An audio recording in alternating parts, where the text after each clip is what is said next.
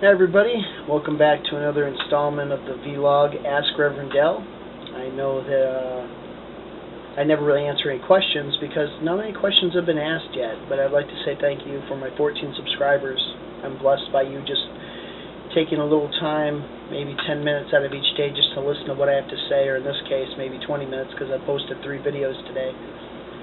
But I really appreciate you taking the time out of your busy life to be interested enough into what's going on in my life, and thank you for that, because I acknowledge that all of you watching me today are individuals with your own passions and fears and hopes and dreams just as much as I am, and I'm just a regular guy like all of you. I'd like to talk today about family and children, and this is my first official video having to do with faith and where the Bible kind of comes in or doesn't come in when it comes to family in all aspects. My videos are short, you'll have to forgive me. And in honor of a man in my life, Mr. Brian Sponiak, I call him Papa Bear. He's a Blackfoot descendant of the Indian tribe. I'm smoking on camera again today because he taught me, in his belief, tobacco helps you speak truth. So, Papa Bear, miigwech. Which is Odawa, by the way, not Blackfoot, but it's thank you in Odawa Indian. I want to tell you guys about marriage. I had a terrible first marriage. There's a lot of painful things, and I lost out in the end.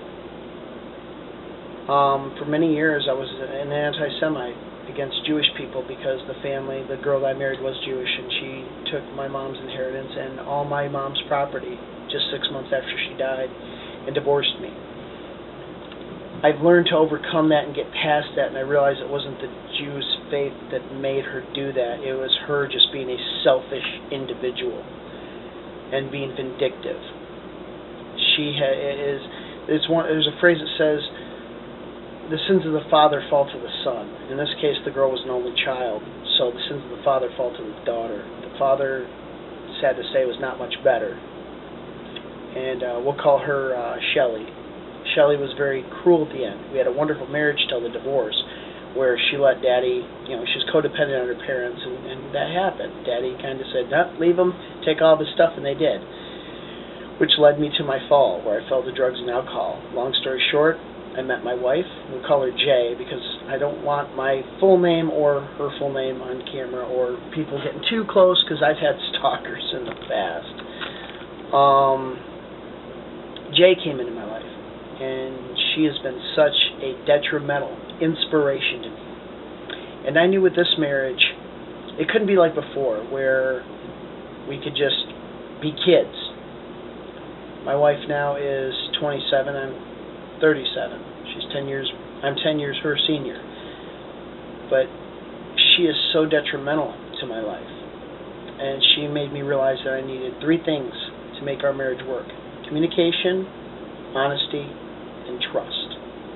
You have to have those 3 things or there is no marriage. Communication, honesty, and I mean complete honesty, and trust. Now with that comes great reward.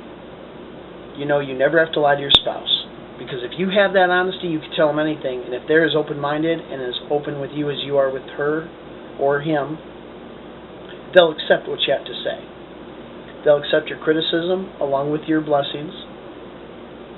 They'll always rely on you, and they'll know that no matter what, even if you fail, that you at least are trying.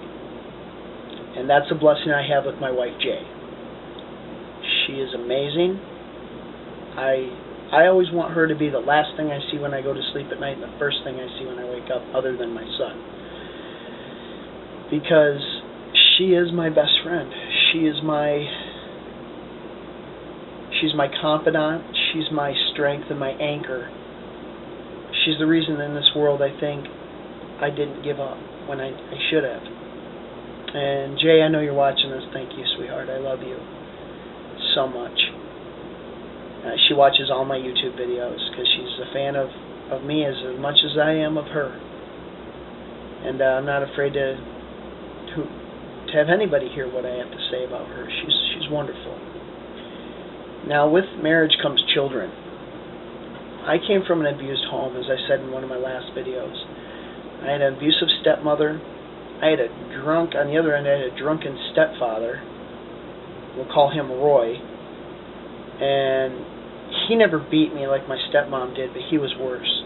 He drank so much they neglected me and my mother. And he didn't like the fact that I was trying to make sure that he couldn't lay hands on my mom. He kicked me out of my mom's house numerous times when all I was trying to do was defend her. And that ended bad too. So this is where all my knowledge is coming in, all these bad things. I'm trying to give knowledge and impart wisdom onto you younger people watching this, so you know. And if you have a question about marriage or a relationship you're having, feel free to confide in me. And if you want to do so privately, let me know. And I can give me your email address. I'll type you my Skype phone thing here on the computer, and you can talk to me and consult with me privately. But with marriage comes children. I never wanted my children to live the life I did. Sadly, one of them ended up that way because of their mother, and I wasn't there to be able to protect them. Now, with my son, between me and Jay, I vowed that would never happen to him. So we don't have much money because of my vow of poverty, but what we do is sacrifice everything for him. Money for his toys, his clothing, his food, keeping his happiness. This Christmas, we made sure the majority of the Christmas money went to the little guy, who is 3. He's about to turn 4. He's taking a nap right now, which is why you don't hear video games for once in the background. He's a wonderful little guy. He makes my world complete. And so do my other 2 children, who I love very much. You need to take the time for your kids.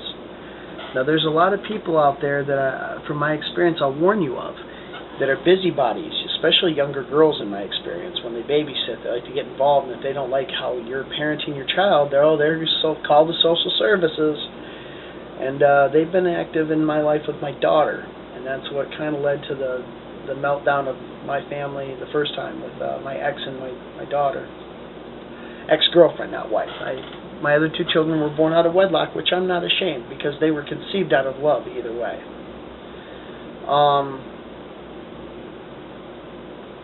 You need to take time for your kids.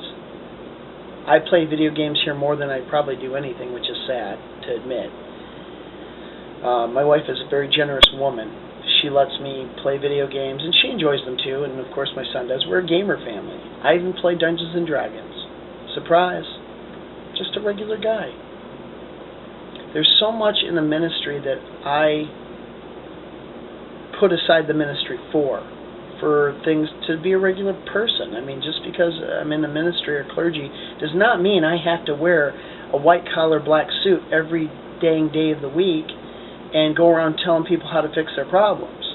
What I do is give guidance and wisdom as a regular Joe in the name of the ministry and out of love for God and for what I preach. So this sermon today, I would ask you to, that's not really a sermon, it's just a talk. Let's say it for what it is. This advice is have communication, honesty, and trust. When you trust your spouse implicitly, you know they won't cheat. And if they do, they're not meant for you. And besides, all these young ladies and men who say they need a girlfriend or they need to have a boyfriend, it's just sexual. You don't need a person in your life to validate who you are. It's nice if they're there.